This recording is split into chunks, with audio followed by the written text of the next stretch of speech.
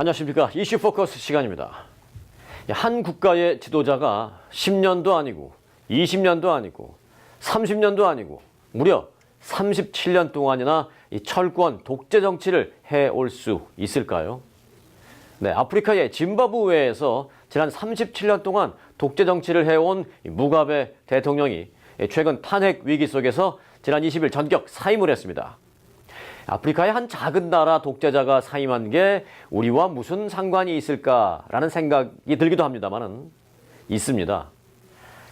이 나라, 이 짐바브웨가 북한과 아주 친밀한 국가고요. 또 이번에 물러난 독재자 이 무가베 대통령은 북한 지도자와 늘 긴밀한 관계를 맺고 있었기 때문입니다. 오늘 그 영향을 좀 알아볼까 합니다. 네, 독재자 무가베 대통령의 퇴진과 북한, 오늘의 이슈입니다.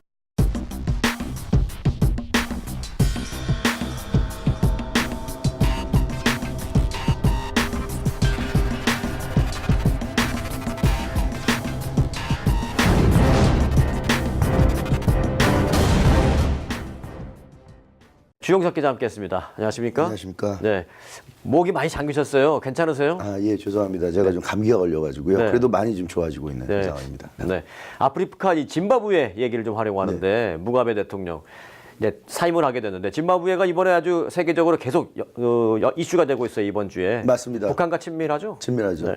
짐바브웨는 아프리카에서도 남동 쪽에 있습니다.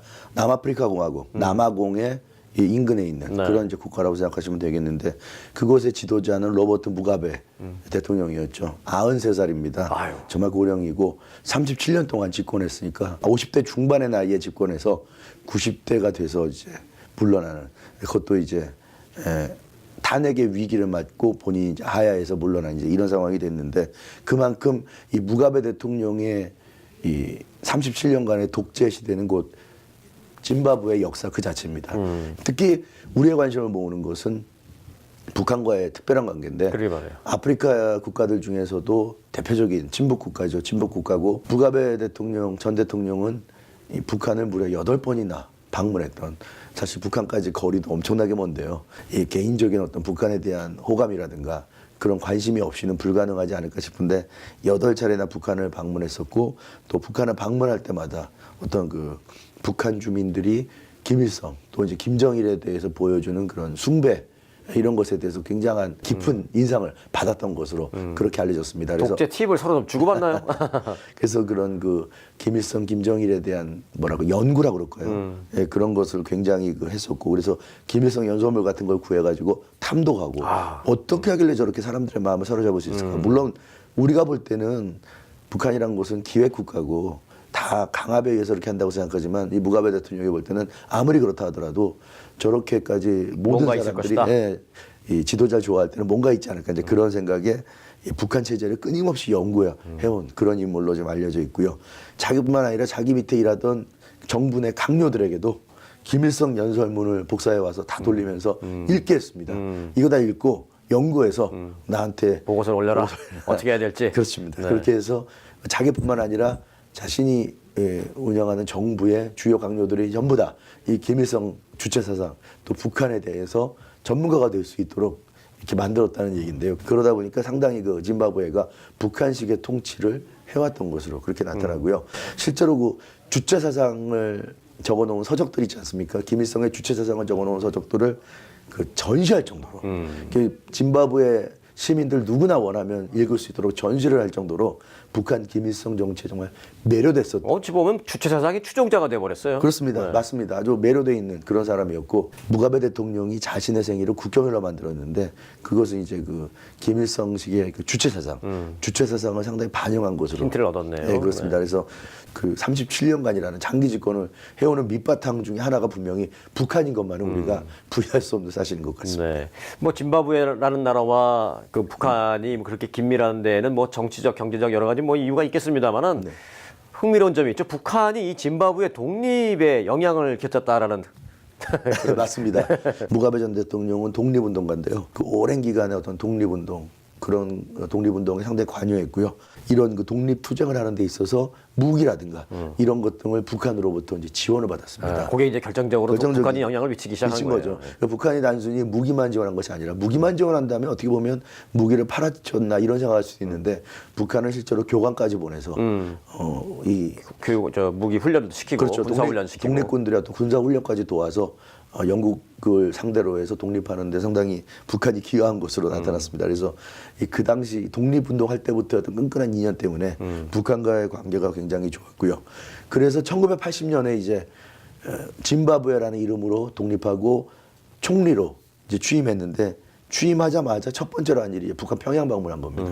김일성을 만나서 이 짐바브웨와 북한이 곧바로 대사급의 그 외교 관계도 수립했고요. 그런 식으로 해서 이 북한과 짐바브웨는 짐바브웨라는 국가가 시작되는 순간부터 뗄래야 뗄 수 없는 관계였고 그 관계는 지금까지 2017년까지 변함없이 유지되었습니다. 왜냐하면 무가베 대통령이 계속 집권해 왔기 때문에 그렇죠. 예, 그래서 무가베 대통령은 변함없이 북한에 대한 사랑을 가지고 있었고 그래서 아주 좋은 관계를 37년간 유지해 오다가 드디어 이제 물러나게 된 네. 겁니다. 네. 그때부터 시작된 이제 북한과의 인연, 관계로 인해서 짐바브웨의 그 무가베 이제는 뭐 전 대통령이죠. 전 대통령이 후계자를 선정하는데도 결국 북한이 어떤 하나의 샘플이 될 뻔했잖아요. 맞습니다. 이 무가베 전 대통령이 볼 때는 김일성 그리고 이제 김정일까지 이어지는 이 세습 체제를 보면서 현대 국가들의 어떤 그 자유민주주의와는 맞지 않지만 그러나 북한이라는 국가에서 김일성의 어떤 통치 방식이 계속해서 유용하게 내려오는 데는 저 방식이 혈연을 통한 승계가 효과적이구나. 중국이나 소련만 해도 뭐 스탈린이나 모택동이나 이런 대단한 집권자들이 집권한 기간 동안에는 무소불위의 권력을 행사했지만 물러나서 후임자가 들어오면 격화되고 막 그러지 않았습니까?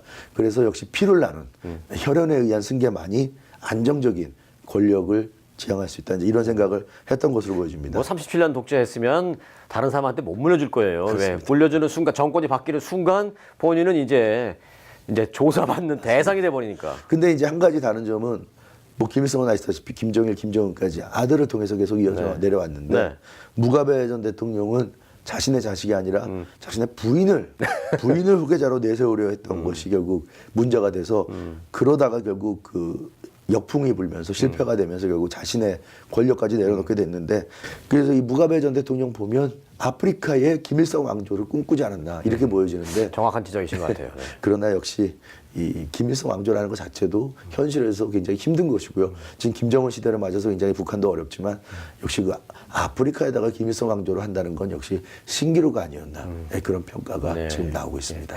이 쭉 얘기를 들으니까요. 무슨 저기 뭐 중세 시대 어느 나라 무슨 옛날 얘기 듣는 것 같은 느낌이거든요. 제 마지막 질문 하나 드리겠습니다. 그래서 결국 북한도 지금 좀 악영향, 타격을 좀 받겠네요, 결국. 그렇습니다. 이 짐바브웨는 아프리카에서도 대표적인 친북 국가고요. 이 북한의 아프리카 외교에서 상당한 비중을 차지하던 국가입니다. 그래서 짐바브웨가 이제 무가베 대통령 시대를 마감했다는 것은 북한에도 타격이 될 수밖에 없다. 이 짐바브웨가 경제적으로 어렵다고 하지만 사실 경제적인 잠재력은 굉장한 나라입니다. 이 무가베 대통령이 집권한 동안에 개발을 잘 못해서 그렇지 자원이라든가 이런 게 굉장히 풍부한데 일단 아프리카에서도 대표적인 곡창지대입니다. 아프리카 하면 사막을 연상하는데 이 짐바브웨는 농사가 잘 되는 지역이고요. 자원도 아주 넘치는 국가죠. 다이아몬드라든가 석탄, 구리 그리고 뭐 철광석, 특히 그 플래티늄, 백금 아닙니까? 네. 플래티늄은 세계 3위의 매장량을 자랑하는 그리고 리튬을 세계에서 5번째로 많이 생산하는 국가가 역시 예, 그런 국가예요. 짐바브웨의 가능성은 무궁무진하고요. 그래서 정치적, 경제적으로 북한 입장에서는 짐바브웨 같은 국가는 좋은 관계를 유지할 필요가 있는데 그러나 이제 무가베 대통령이 사라진 짐바브웨는 북한 입장에서는 이제는 완전히 또 떠나버린 국가가 될 가능성이 높기 때문에 북한은 상당히 어려움에 처할 수밖에 없지 않나 이런 예상입니다. 이제 뭐 북한하고 끊고 한국이 기술을 가르쳐주고 다이아몬드나 플래티늄, 리튬 채굴권 좀 받아내서 좀 같이 활발하게 교육하면 좋겠습니다. 네, 앞서 주영석 기자도 얘기했습니다만은 37년 장기 독재도 모자라서 부적절한 관계를 맺고 있던 40살 어린 부인에게 그 권력을 넘겨주고 소위 수렴청정하려고 했던 무가베 대통령. 아니 이제는 전 대통령이죠. 결국 반정부 시위가 격화되고 군부가 쿠데타 움직임을 보이니까 물러나고 말았습니다. 3대 세습을 이어가고 있는 북한에도 이 같은 상황이 반면 교사가 되기를 바랍니다. 아닐 것 같다고요? 세상 일은 모릅니다. 오늘 주영석 기자와 함께했습니다. 오늘 고맙습니다. 여러분 고맙습니다.